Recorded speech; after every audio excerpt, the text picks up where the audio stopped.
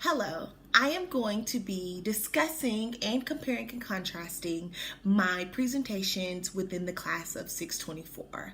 My first presentation revolved around teaching my classmates about how to take an at-home STD test, particularly HIV. And my final presentation was a presentation regarding sexuality within senior adults. So, the first section that I'm going to start with is the actual topic or content for my first presentation versus my final presentation. For my opening presentation, one of the biggest comparisons that I can say between the two was my level of comfort.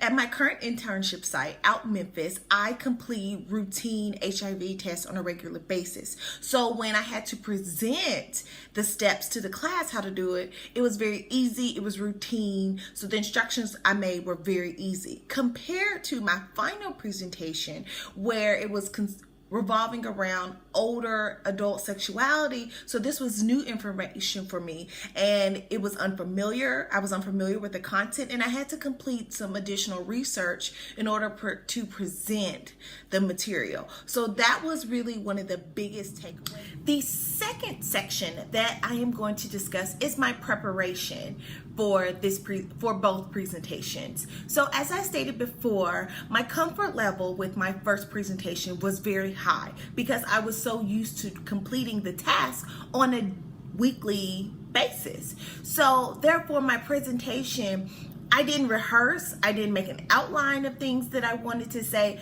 I completely just freestyled the entire presentation, which looking back on it and reflecting back on it, I can definitely tell that I did not come up with a game plan or have a script or any type of pre-work before I did the presentation.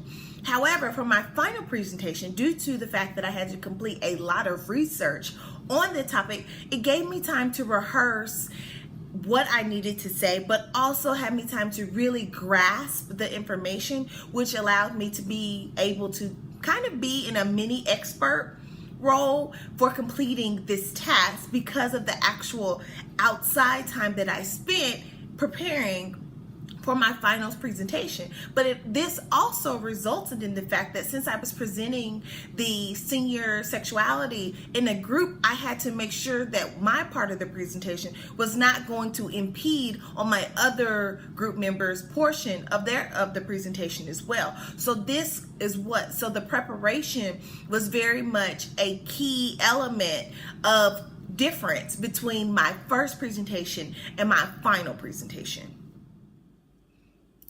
The third component of my evaluation of my first and final presentation is going to be my pace. So during the first presentation, I've already informed you that it was rushed and there was no lack of preparation. So therefore, I was very much speeding what I had to say because I didn't have a script. I didn't really know what I was going to say. So the fact that whatever kind of came out, I was just kind of going with it. So that was something that was different. And even though for our class, we didn't have the video to watch ourselves, I'm pretty sure my presentation did not last anywhere close to 3 minutes. I gave it 1.5 minutes tops.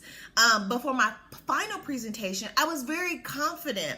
And I was kind of, due to my new job, I am teaching a lot. So I'm in front of children almost 5 days a week, and I'm constantly giving them information in a presentation format.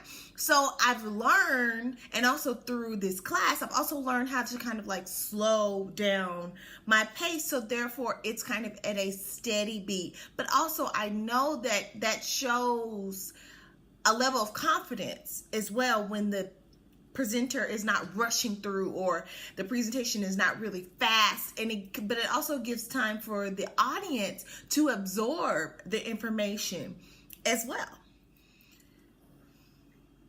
So the fourth section of this video is going to talk about my physical movement of the presentation. So first things first, I'm always going to talk with my hands. It's a habit. I'm currently talking with my hands right now. They're just under the table, so they're not like all over my face. So Talking with my hands is just something that I've just got to work on. It's an area of grow.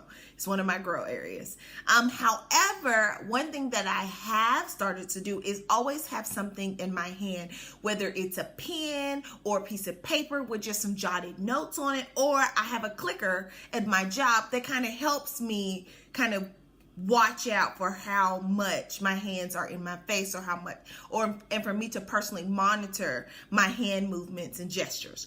But also during my presentation, my first presentation to be exact, I don't remember really using the floor.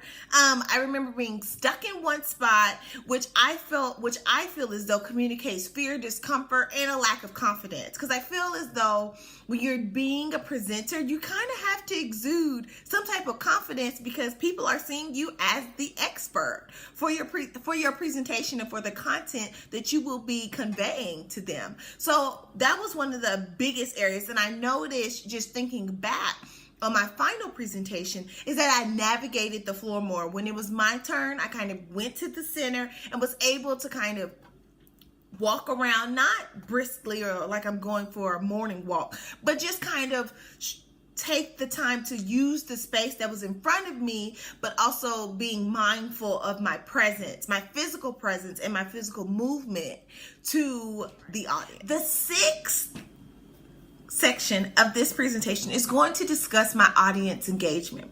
For the first presentation, I can tell you now, Dr. Brent, I was not worried about the audience. All I was trying to do was get that information out to them, get that presentation completed, and sit back down in my seat. That's all I was trying to do. However, with my final presentation, I paid very close attention to the audience, because I've learned they are the people who are going to tell me whether they're ready for me to proceed, or if they're not understanding it, or if I kind of need to slow down a bit. So that was one thing that I've learned, especially with the fact that this seniors and sexuality is not something that's heavily discussed, but also because it was more of an interactive presentation. I was still teaching them, but because I've learned more, I know that I need to kind of feed off the audience. So that was one of the biggest things that I noticed, is that I was scanning the room. I proceeded to, when I felt like the room was ready or the audience was ready, I then would move on to the next slide, move on to the next cluster of information when I saw the audience was ready. So I very much paid attention to the audience compared to the first time, but also by me paying attention to the audience, it helped me slow down my pace. All right, the final component that I'm going to address for my presentations is just my overall experience. I remember during my first presentation being a nervous wreck. Even though I talk all the time and I'm very sociable, there's just something about presenting that makes me very anxious, which is why a lot of things was rushed.